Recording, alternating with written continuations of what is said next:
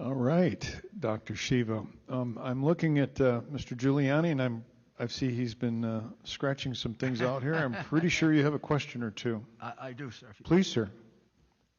Doctor, it's Rudy Giuliani. How are you? How are you, Mayor Giuliani?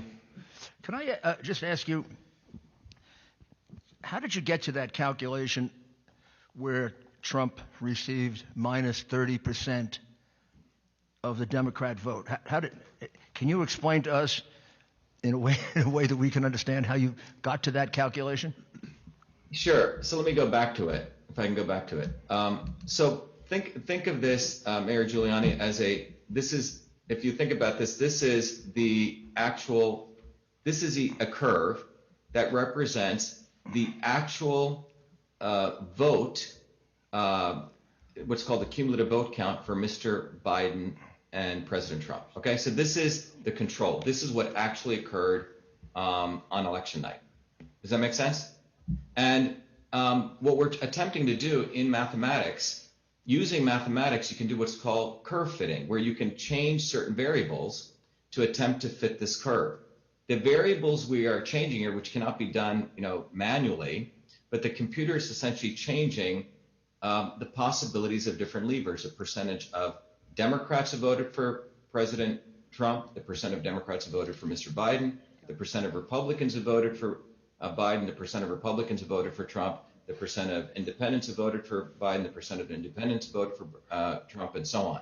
So it's a solving where, remember in algebra where you could multiply variables by different equations and you're trying to match this curve. So the computer is doing this, Mayor Giuliani, and so that's why I'm showing you this different possibilities. Now there's hundreds of thousands that the computer is running through to figure out what possible, as you can see here, what possible combination of these would lead to this. And the only one we were able to find was this. I hope that explains it. We're looking at the computer trying to find combinations of these vote allocations that could perfectly reproduce this result.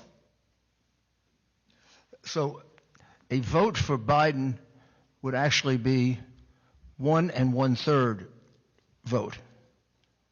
Is that correct? Yeah, 1 3/10, right. So 1 3/10. So when Biden got one vote, 1 3/10, and a vote for Trump would be 1.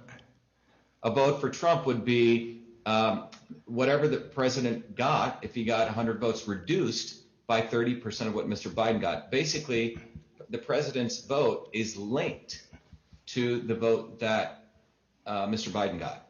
So if Biden got 100 votes and his went up by 1.3, which means it took 30% of the votes were reduced that would go to President Trump. So basically, votes are being eaten from President Trump and handed over to Mr. Biden.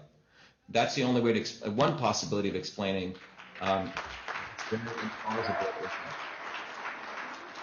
Did you discuss this at all with Colonel Waldron? I received a text message from this earlier, and in preparation for this, I wasn't able to get to him, but I'm willing to discuss that with him. Well, he reached a very similar conclusion in a different way, that the votes for Biden were valued within the computer algorithm as higher than the votes for Trump. Could you accomplish that within a computer that you had gotten control of?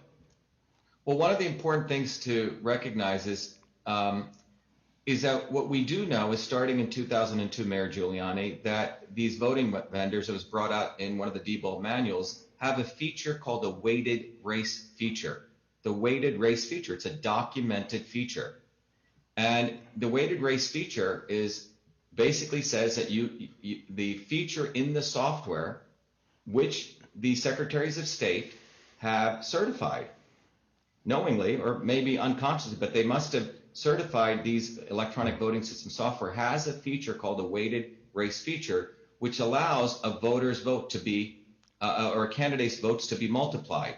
So what that means is the central principle that Justice Earl Warren ruled on in 1964, one person, one vote, or clarified that, can be violated. It can be one person, not one vote.